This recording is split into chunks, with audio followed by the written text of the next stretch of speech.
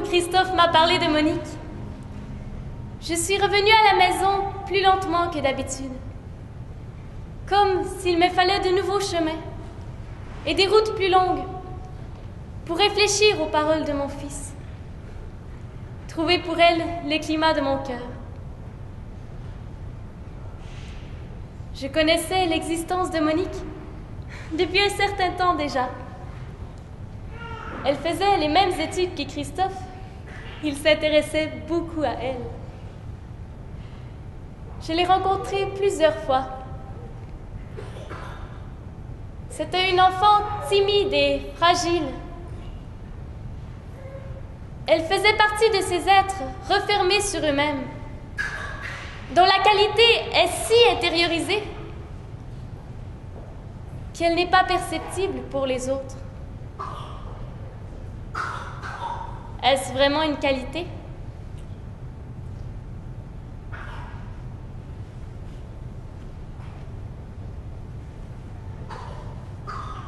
Tout en marchant dans ces rues que je connaissais peu, je pensais à Monique, mais c'était Christophe qui occupait mon esprit. Penser à lui m'était devenu aussi naturel que d'exister. Tant de pistes s'étaient frayées dans ma conscience que ma pensée, indépendamment de son point de départ, tombait fatalement sur l'une d'elles.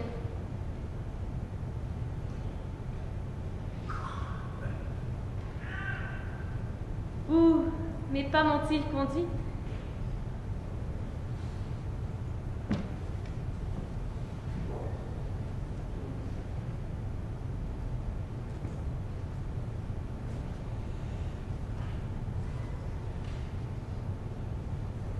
Je suis, il me semble, devant la boutique de leur frère. Dans son singulier miroir, jadis, un soir d'octobre, André et moi avions vu nos destinées.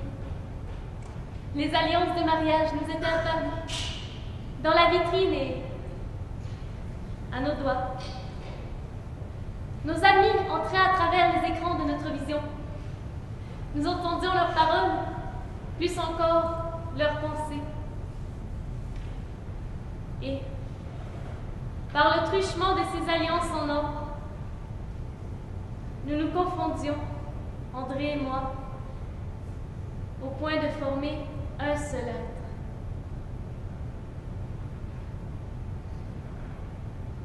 Nous avions vu dans le miroir notre avenir immédiat. Après, tout se brouillait. C'était l'inconnu. Notre fils, Christophe, n'apparut pas dans la vision. La disparition d'André non plus.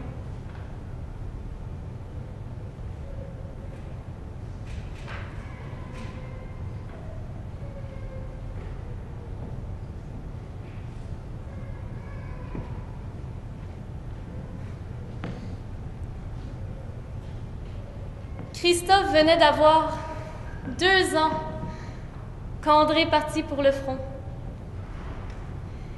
Il le prit dans ses bras et il l'embrassait. Il l'embrassait comme s'il savait que c'était pour la dernière fois. Christophe, à vrai dire, n'a pas connu son père. Pourtant, notre union ne vit qu'à travers lui. Maintenant, il est grand, Christophe.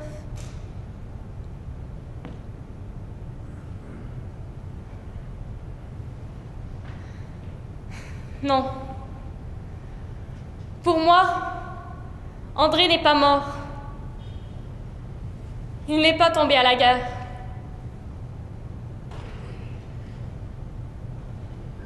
Non. Pour moi, il n'a pas besoin de revenir pour être présent.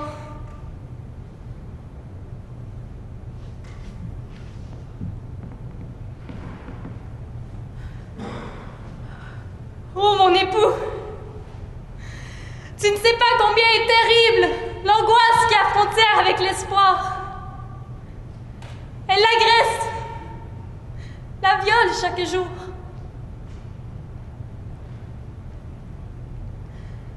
Il n'y a pas d'espoir sans angoisse.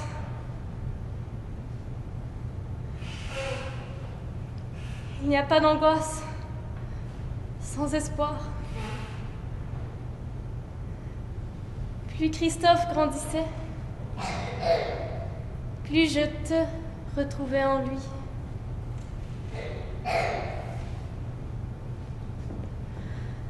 Je ne suis pas sortie de l'emprise de ta singulière personne.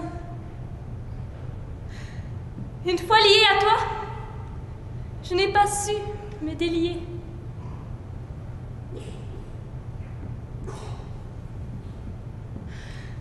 Tu ne viens même pas me voir, mon époux. Tu ne viens même pas me rendre visite.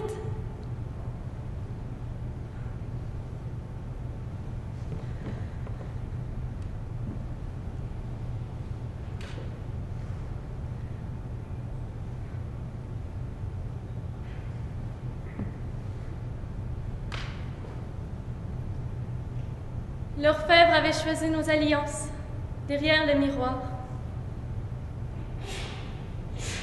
En dehors du miroir, notre destin s'est disloqué. Nous sommes restés un, quand même.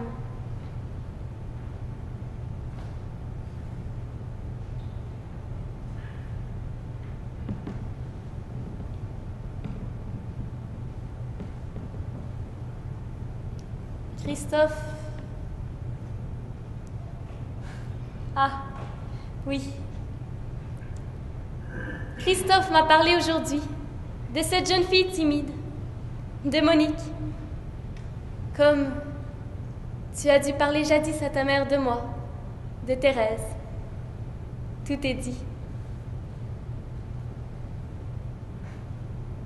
Aujourd'hui, dans le miroir du vieil orfèvre, je lis la suite de notre vie.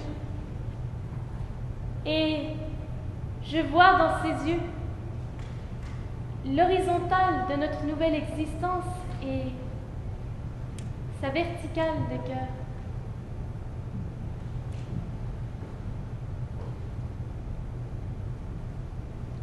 Tiens, voilà Monique et Christophe qui sortent de la boutique. Ils ne me voient pas. Ils sont tout joyeux. Dans le sourire de Monique, comme l'aube d'un changement, Christophe a dû comprendre sa nature profonde. Ils semblent à l'unisson. J'ai l'impression d'être Monique. Et je te vois en Christophe. Les voilà passés. Je ne les entends pas, mais je sais ce qu'ils se disent.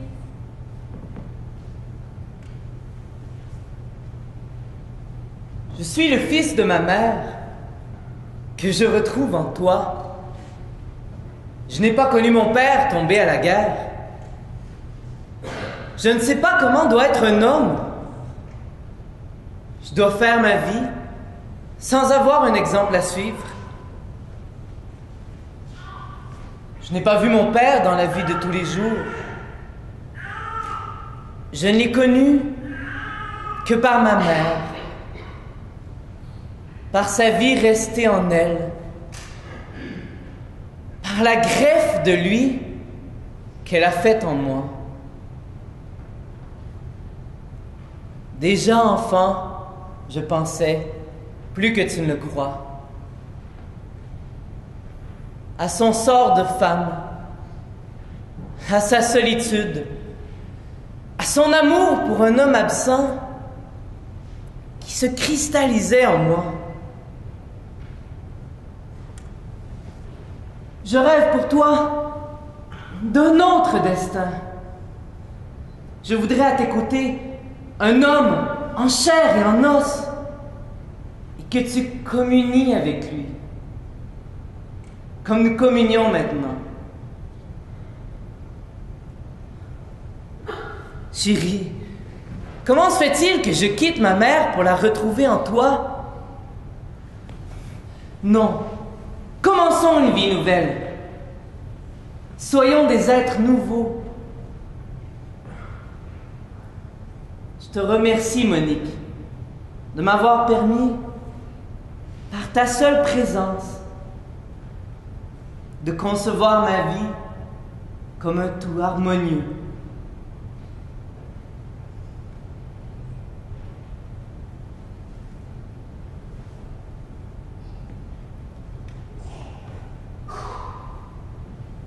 Je me fais peur. Et j'ai peur pour toi. Tout comme avant, tu me faisais peur. Et j'avais peur pour moi.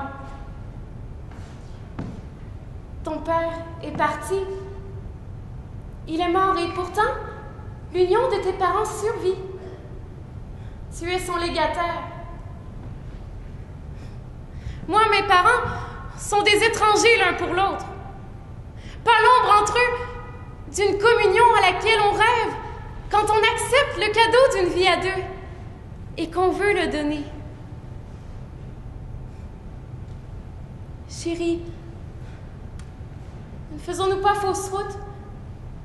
Notre amour pourra-t-il durer?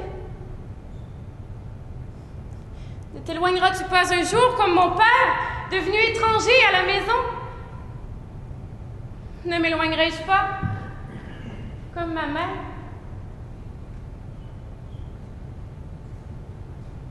Peut-on aimer quelqu'un toute sa vie? Je t'aime en ce moment, mais après? Qu'y aura-t-il après? Quelle angoisse devant l'avenir.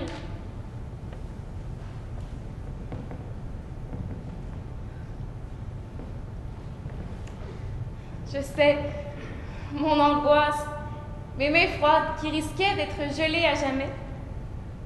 Tu les as prises entre les tiennes et tu les as réchauffées. C'était, tu te souviens, à la lisière d'une forêt.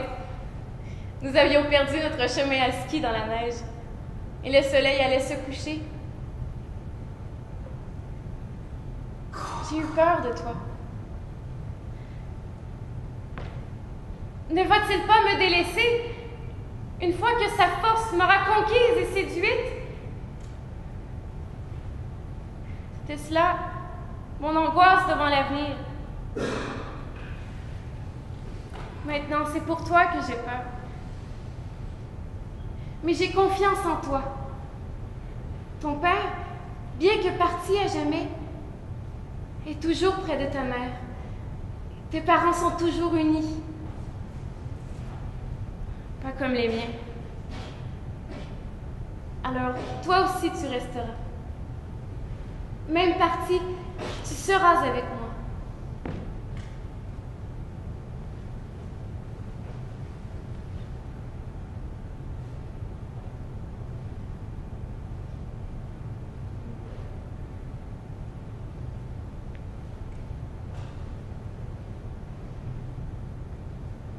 Il faut se le dire. L'amour se mêle à notre destinée.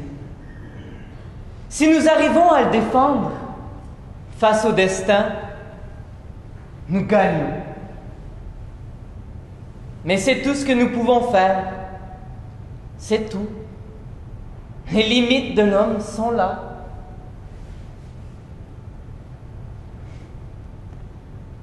Quelquefois, je me réveillais la nuit et je pensais à toi, ma conscience revenue. Si je prends ces mains refroidies, me disais-je, si je les réchauffe entre les miennes, nous naîtrons ensemble, en un seul être, pour une existence nouvelle. En ai-je le droit?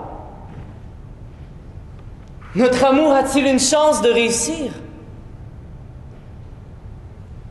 Je m'interrogeais durant des heures entières. souvent jusqu'au matin. Aujourd'hui, je cède, je me rends. Nous devons être ensemble, Monique. Nous devons être ensemble. Même si je devais disparaître très vite comme mon père. Non, ne pensons plus à nos parents. Construisons notre vie à nous.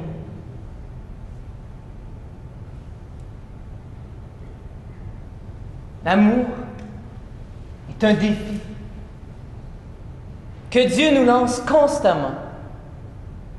Peut-être pour que nous défions le destin.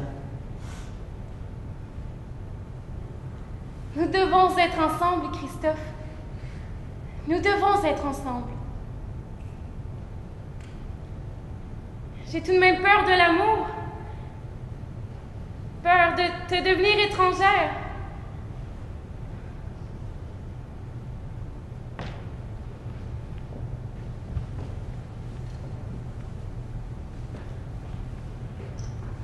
J'ai peur. L'amour est un défi, en effet. Tu prends pour femme quelqu'un de difficile, sensible à l'excès. Je m'enferme facilement. Je sécrète un fil qui m'entrave. Je te lie à un être qui attend beaucoup de l'autre et qui a peu à donner. Ma mère me le reprochait déjà et pourtant, elle ne pouvait pas le ressentir avec la même acuité que moi aujourd'hui. Passer à côté de toi, Monique. Je ne le peux pas. On n'aime pas quelqu'un pour son caractère facile. Et d'ailleurs, pourquoi aime-t-on? Pourquoi je t'aime, Monique? Ne me demande pas de répondre. Je ne le sais pas. De toute manière, nous sommes toujours trop près ou trop loin de l'objet de notre amour pour le voir, trop engagés pour le juger. Comment savoir, pris par la chaleur des sentiments, si notre amour est œuvre de création? Oui, il l'est. S'il en reste quelque chose, passer la vague des émotions. Mais on ne le sait qu'après. Oui, tout cela est vrai, Monique. Sais-tu ce qui me réjouit le plus dans la tempête que nous vivons? Notre vérité. Grâce à elle, nous restons quelque peu lucides.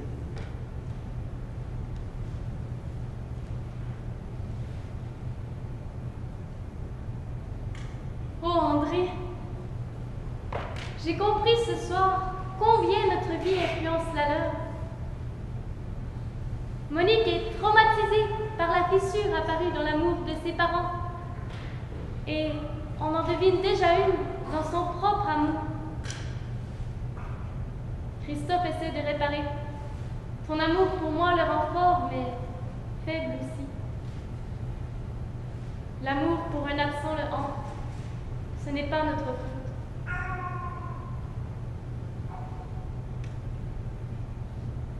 Nous sommes, pour nos enfants, un seuil difficile à franchir. Comme je voudrais qu'ils entrent dans la maison de leurs âmes sans s'y heurter. Notre vie en eux est longue.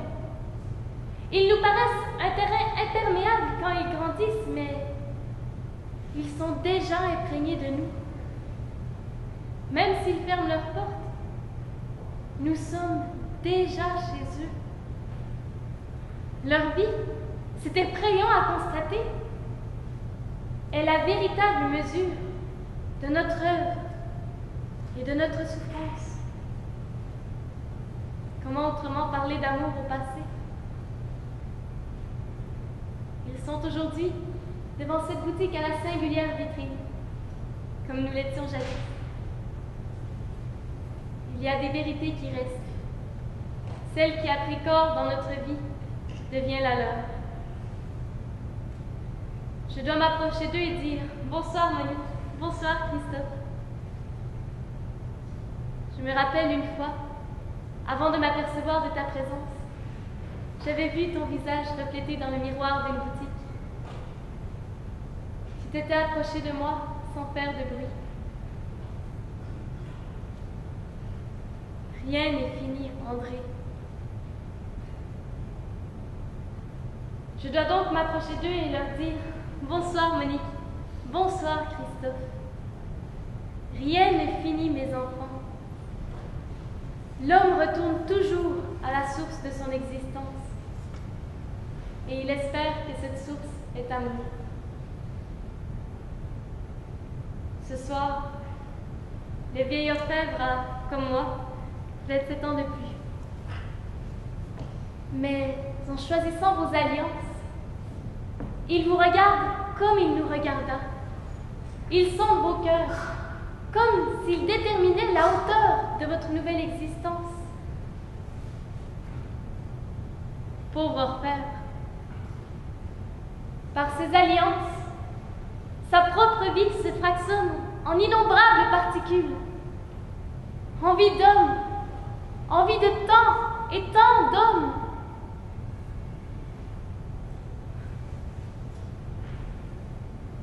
André est mort à la guerre avec son alliance.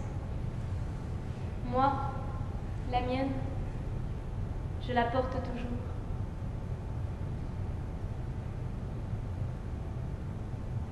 En prenant nos alliances, nous étions ennemis. Ta main, Monique, tremblait. Nous étions incapables d'observer le vieux bijoutier. Mais de toute manière, excuse-moi, mère, je sais qu'il t'impressionne. Ses yeux nous paraissaient peu significatifs. Et s'il ouvrait la bouche, c'était pour énoncer des vérités connues depuis toujours. Comment leur trouver une grandeur? La main de Monique, qui tremblait, m'a parlé davantage. J'étais ému et troublé de l'être aussi profondément. Je me suis vu avec Monique à travers cette émotion. Je l'aime, je crois. Fascinés l'un par l'autre, nous étions insensibles à tout le reste. Mais il n'a rien fait pour attirer notre attention. Son art ne pouvait ni nous toucher, ni rien nous apprendre, ni rien nous révéler. Il a pris la mesure de nos doigts et de nos alliances comme n'importe quel artisan. Toute la beauté du moment était en nous, dans ce que nous ressentions, dans le flux de notre amour.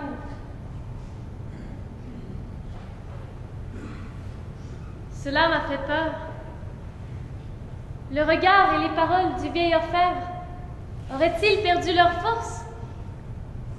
Ou Monique et Christophe étaient-ils incapables de la ressentir? Étaient-ils différents de nous?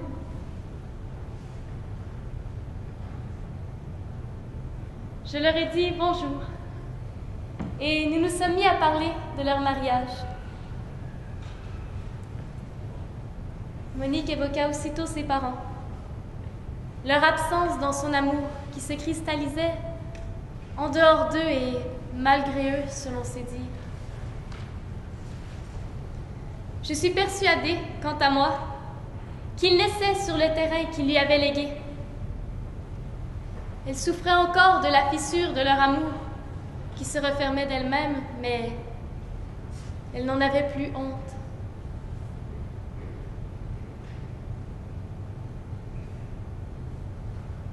Que construisez-vous, mes enfants?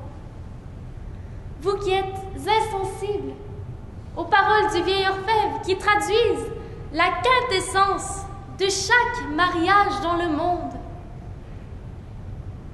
Quelle densité aura votre amour? Chaque fois que j'essaie de me représenter le jour de notre mariage, et je le fais souvent, je pense à mon père et à ma mère. Ils répètent au théâtre de mon imagination et de ma pensée leur rôle de parents et d'époux. Que leur visage me fatigue. Quand allons-nous enfin nous libérer d'eux? Vivre notre propre vie? Quand mon père cessera-t-il de se confondre avec toi? Je voudrais qu'il soit Christophe et personne d'autre.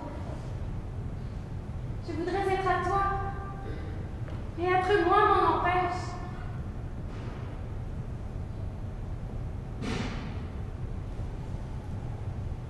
Tu ne peux savoir, mère, combien est surprenante l'histoire de mon amour avec Monique. J'ai dû lutter pour la rendre à elle-même et à ses parents. Ils ne m'aiment pas beaucoup, mais cela commence à aller mieux. J'imaginais avec Monique leur comportement à notre mariage. Crois-moi, lui disais-je, cela ne se passera pas comme tu le penses. Les gens ont leur profondeur, pas seulement des masques. Que sais-tu de ta mère Anna et de ton père Stéphane? Le jour de notre mariage, ils t'entoureront. Tu seras au milieu d'eux. Quand tu étais petite fille, ils te tenaient par la main. Et quand tu étais bébé, ton père, en rentrant du travail, demandait à ta mère: a-t-elle pris du poids, notre petite chérie? A-t-elle de l'appétit? Il se réjouissait de chaque nouveau gramme de ton petit corps, de ton sommeil, de ton babillement. Il redevenait lui-même enfant. Tout cela reste. On ne l'efface pas. Le jour de notre mariage, je t'enlèverai à tes parents, Monique. Tu seras mûr pour la douleur d'un nouvel amour, d'un nouvel enfantement. Nous serons tous immensément joyeux, atteignant presque ce que nous avons l'habitude d'appeler le bonheur.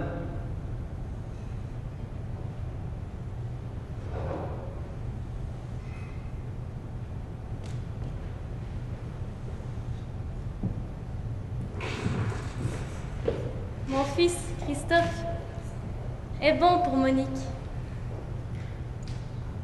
Il voudrait pour elle être le père qu'il n'a pas connu lui-même et qu'elle pense avoir perdu. Phénomène étrange, Monique. Un être disparaît de nous quand nous ne le retenons pas et il apparaît en nous quand, intuitivement, nous le désirons. Oui, André. C'est ainsi que Christophe t'a créé. C'est ainsi qu'il tente de créer en Monique ses parents, Stéphane et Anna.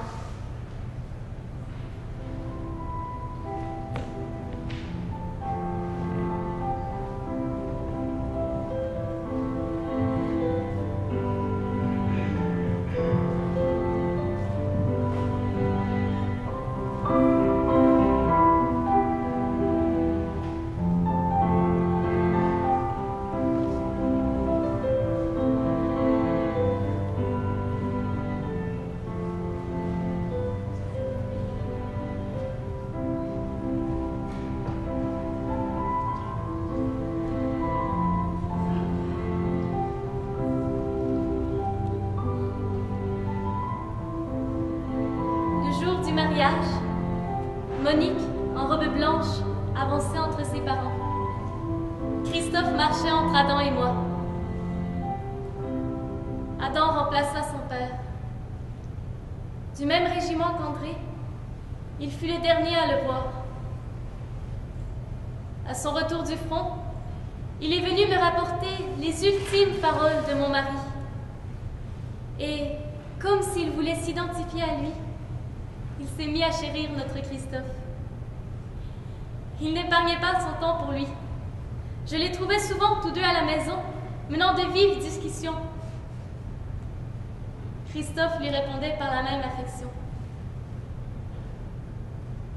Je craignais, pendant un certain temps, qu'Adam n'ait l'idée de demander ma main.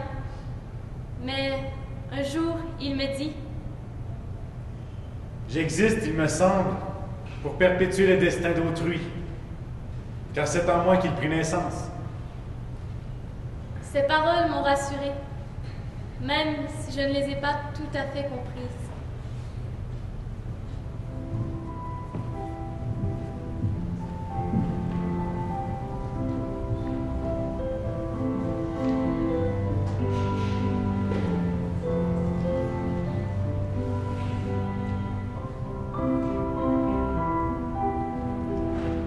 Nous sommes tous en fête. Les mariés s'approchent lentement l'un de l'autre. Monique resplendit. Christophe, un peu pâle, lui prend le bras. Les voilà en tête du cortège. La boutique de l'orfèvre reste derrière nous, à droite. Les jeunes mariés s'échangent leurs alliances.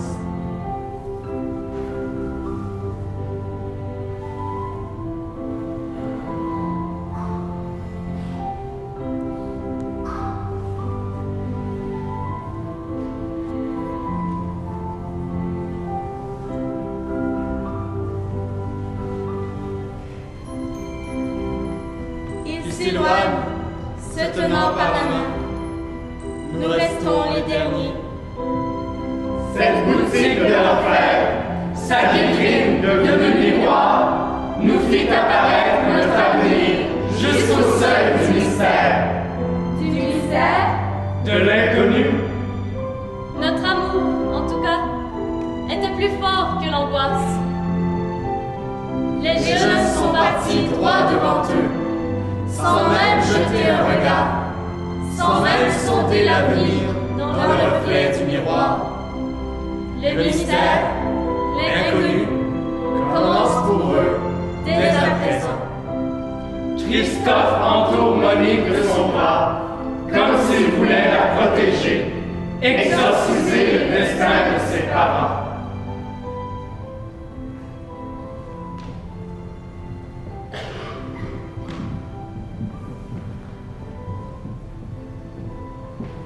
Les parents de Monique restent là. Moi aussi, avec Adam.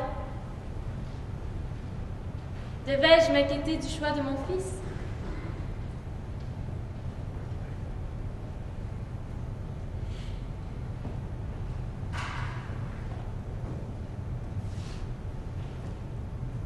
je ne m'attendais pas à te rencontrer ici, Adam. Adam, ton nom ne sonne-t-il pas faux dans ma bouche aujourd'hui? C'est ici, à cet endroit, que nous nous sommes rencontrés. Tu te rappelles? Tu m'as dit, par cette rue passera le bien-aimé.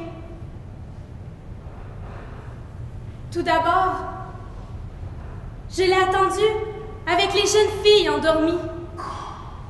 Puis, j'ai rejoint les jeunes filles qui, avec leurs lampes allumées, allaient à sa rencontre. Quand le bien-aimé est arrivé, j'ai regardé son visage. J'ai vu le visage de Stéphane. Terrifiée, je voulais m'enfuir. Crois-tu que depuis ce jour, je me sois résignée? Non. J'ai toujours le sentiment que ces deux visages ne peuvent se comparer. Je n'arrive pas à les trouver semblables. Mon premier amour pour Stéphane est une source asséchée. Il lui est impossible de rejaillir. Je m'efforce pourtant de croire en Stéphane et à un certain ordre des choses, en ma vie aussi.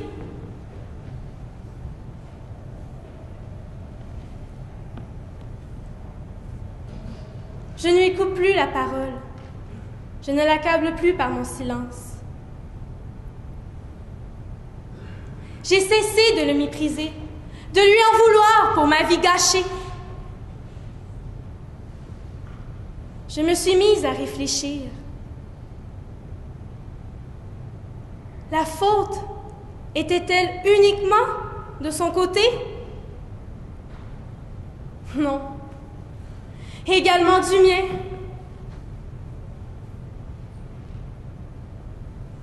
Sa présence me pèse moins. A-t-il changé? Je ne sais. Je sens moins le déranger. Nous nous éloignons plus l'un de l'autre comme avant. Vit-il ma vie? Moi la sienne? Nous vivons plutôt la vie de nos enfants. Monique nous cause le plus grand souci. C'est en elle que nous avons causé les plus graves dommages. Et elle s'en va, un peu trop tôt, il me semble, et en nous jugeant coupables. Cela me paraît injuste, malgré tout.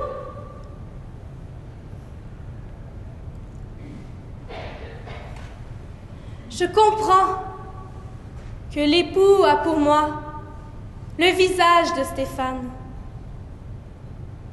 Mais je reste tout de même une jeune fille folle qui a oublié de se procurer de l'huile. Ma lampe brûle misérablement, consume les fibres de mon âme.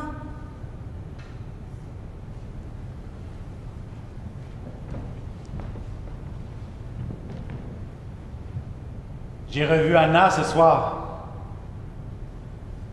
Après toutes ces années, elle est encore sous l'effet de sa rencontre avec l'époux. Elle a pris le chemin de l'amour complémentaire. Elle est complète quand elle donne, quand elle reçoit, et dans d'autres proportions qu'avant. La crise par laquelle elle est passée était très grave. Tout menaçait de s'écrouler. S'il n'y avait pas eu la rencontre avec l'époux, le renouveau ne pouvait commencer que grâce à lui. Au début, Anna n'en a ressenti qu'une vive douleur. Et peu à peu, l'apaisement est venu. Quelque chose s'est mis à grandir. Quelque chose d'insaisissable et qui n'avait pas pour eux le goût de l'amour. Mais ils finiront, je pense, par le trouver. Anna, sans doute plus facilement que Stéphane. La cause du drame, il faut la chercher dans le passé. Il y a eu tout simplement erreur. Les gens se laissent emporter par un amour qu'ils croient absolu et qui n'a pas les dimensions de l'absolu. Et ils sont tellement victimes de leurs illusions qu'ils ne ressentent même pas le besoin d'amarrer cet amour à l'amour qui a ces dimensions. Ce n'est pas la passion elle-même qui les aveugle, mais plutôt le manque d'humilité envers l'amour dans son essence véritable. s'ils en sont conscients, ils partent au danger. Énorme, car la pression de la réalité est trop forte. L'amour ne peut pas lui résister.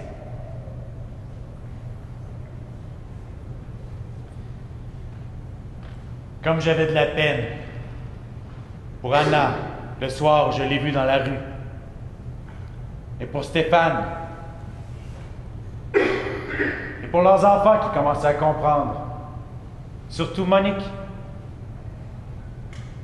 Même André, partant pour le front avec les mots « Je n'en reviendrai pas », ne m'avait inspiré autant de chagrin, ni sa veuve en pleurs, ni son fils Christophe.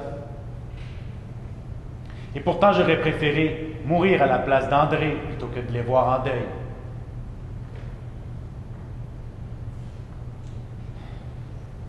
Parfois, notre existence paraît trop courte pour l'amour.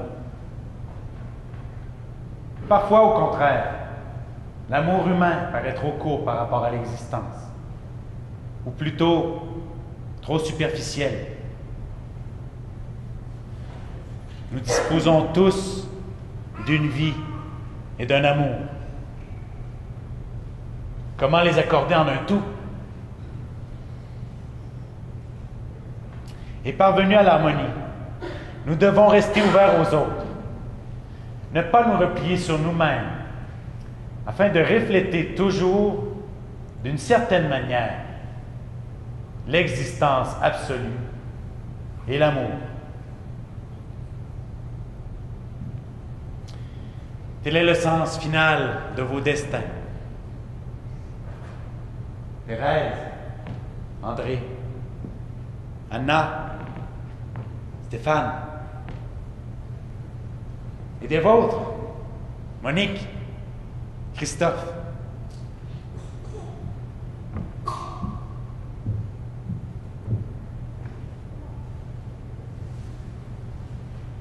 Adam nous a tous nommés. Il a tué son nom. On peut dire qu'il est notre dénominateur commun, notre intercesseur et juge en même temps. À son cœur, à sa réflexion, à sa raison, nous confions nos personnes, notre passé et tout ce qui, lentement, prend forme. Je pense toujours à Monique et à Christophe. Je n'arrive pas à me détacher d'eux. Ils reflètent à présent l'existence absolue et l'amour. Ils les reflètent d'une certaine manière. Laquelle exactement? Voici la question qui reste sans réponse. Jadis, André et moi pouvions au moins lire dans le miroir notre avenir immédiat. L'orfèvre a fermé sa boutique et ils sont déjà loin, les jeunes mariés. Mais savent-ils seulement ce qu'ils reflètent? Ne faut-il pas les suivre et le leur dire? Non. Ils pensent par eux-mêmes après tout. Ils vont revenir. Ils reviendront. Ils sont partis quelques instants seulement pour réfléchir. Créer le reflet de l'existence absolue et de l'amour est une œuvre grandiose.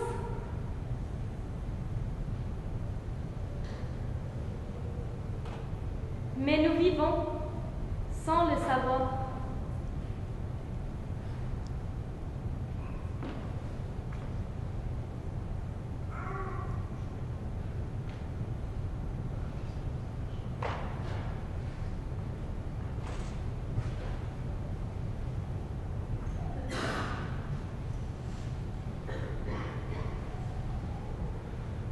Je ne sais pas trop ce que disait Adam, ni même Thérèse, la mère de Christophe. Et pourquoi Anna faisait-elle à Adam une sorte de confession de ses dernières années? Et elle me parlait de bien-aimé qui aurait, paraît-il, mon visage.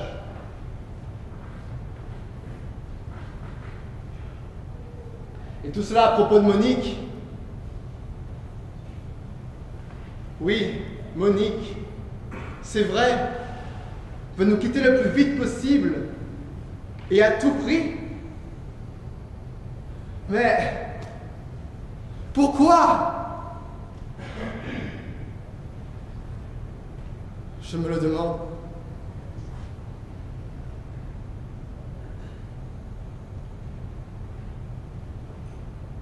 Refléter l'existence absolue et l'amour.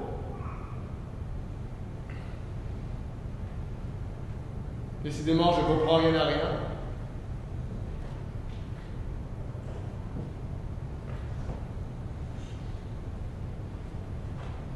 Et pourtant,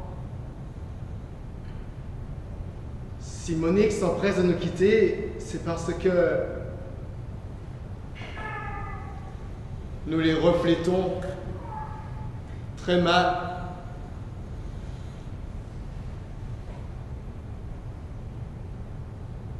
Ça, je l'ai compris parfaitement et j'ai de la peine.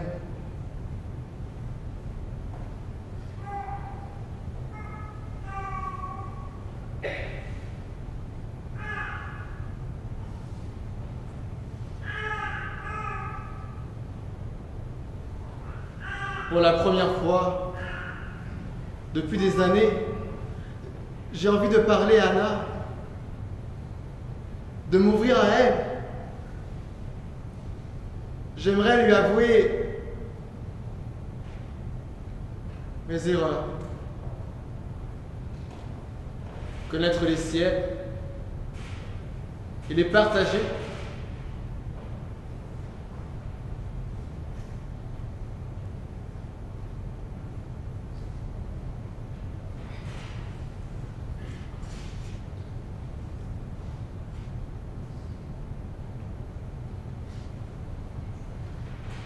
Je m'approche d'elle.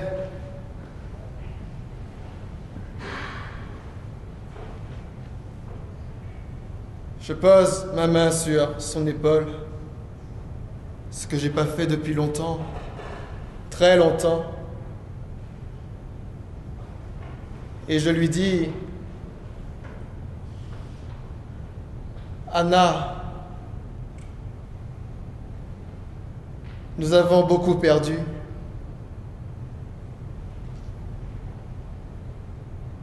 Durant des années, nous ne nous sentions plus enfants. Quel dommage, Anna. Quel dommage.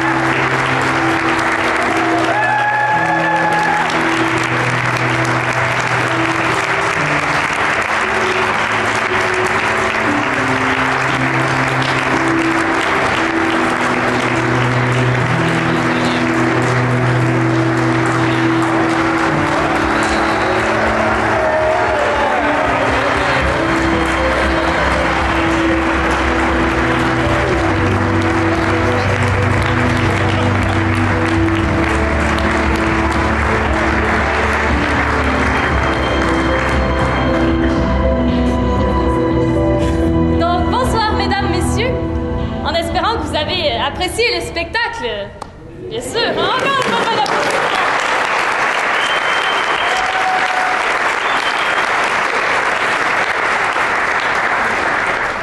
Donc, ce spectacle, je vais nommer les acteurs pour que vous puissiez les connaître. Alors, dans les acteurs principaux, il y a Anne-Marie Rodrigue dans le rôle de Monique.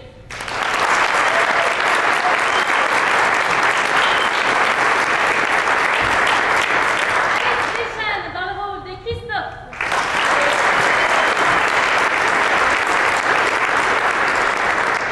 Sarah Lapointe dans le rôle de Dana. Lucie dans le rôle de Stéphane. André.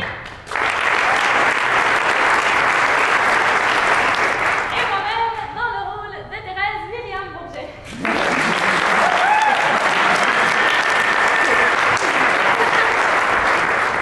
Et Adam, mais non, je l'oubliais pas. Et Adam, donc Laurent Fortin dans le rôle d'Adam.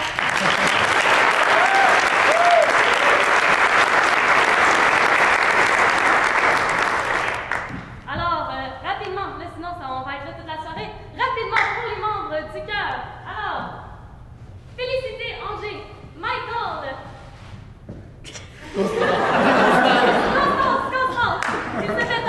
Constance, Maxime C. Attention, il y en a plusieurs. Maxime B, Maxime C. Mathieu, Solène, Maxime B et Anne-Michel.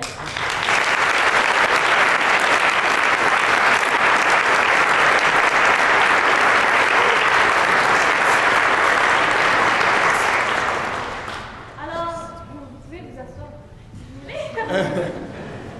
Donc, cette magnifique pièce de théâtre n'aurait pu se faire sans la participation et l'aide, le soutien et tout le support de plusieurs personnes. Donc, d'abord, je tiens à remercier vraiment le Montmartre canadien pour nous avoir prêté cette magnifique salle. Et puis, CDQ.tv pour tout ce qui est de la technique. La technique, d'ailleurs, qu'on applaudit chaudement.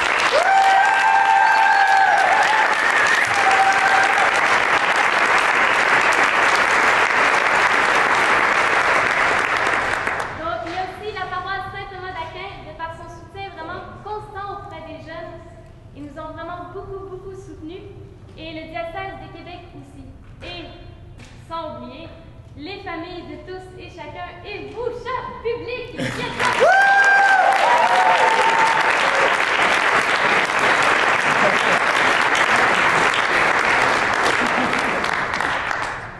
Donc, petit mot de la fin. En tant que metteur en scène, j'ai eu la chance de refaire cette pièce de théâtre qu'on avait fait une première fois en septembre avec Émilie Callon, qui était notre metteur en scène à l'époque. Et puis on l'a refait une deuxième fois, cette fois-ci au Montmartre canadien. Et ça a vraiment été une grande joie et une grâce de pouvoir refaire cette pièce pour vous ce soir, cher public. Et puis profitez-en, vraiment ce qui vous a touché. Cherchez à aller plus loin. Les œuvres de Jean-Paul II sont vraiment magnifiques. Ils sont très denses à comprendre. Ils nous paraissent complexes au premier abord. Mais il faut creuser un peu plus loin parce qu'ils sont vraiment très riches d'une énorme vérité. Donc de ce côté-là, je vous invite, si ça vous intéresse, d'aller lire les livres de Jean-Paul II, d'approfondir plus la théologie du corps, thème qui était abordé beaucoup dans la pièce. Donc ça, c'est mes recommandations pour la soirée. Et aussi, si vous avez apprécié la pièce, alors, pour financer d'autres projets comme celui-ci, ça ne se fait pas tout seul. Il y a le soutien de tous et chacun, c'est sûr. Mais il y a aussi les dons qui sont très appréciés. Alors, à la sortie, vous aurez des petits paniers dans lesquels déposer de l'argent. Des bons sourires et des mots d'encouragement sont très appréciés aussi. Alors, enfin, Myriam nous a tous remerciés. Mais je veux rajouter quelque chose. En fait, il y a 4 ans, j'ai monté la pièce La boutique de l'orfèvre lorsque j'étudiais à Philanthropos en Suisse. Et lorsque Émilie Callon, en septembre, est partie pour l'Ouest canadien, elle nous a dit qu'elle ne pourrait pas continuer la pièce. Et puis, il y avait tout le public qui nous disait « Non, mais ça doit continuer !» Alors, la première personne qui a été pensée pour continuer la pièce, la mise en scène, ça a été moi. Et débordé par mon doctorat et par tout plein de choses, finalement, j'ai dû résigner. Myriam a eu le grand courage, et je vous le dis, c'est un travail acharné. J'espère que tu as des bonnes notes quand même, que tu réussis tes études, mais on tenait comme acteur à remercier tout le travail extraordinaire de Myriam. Alors, si à maman de Myriam...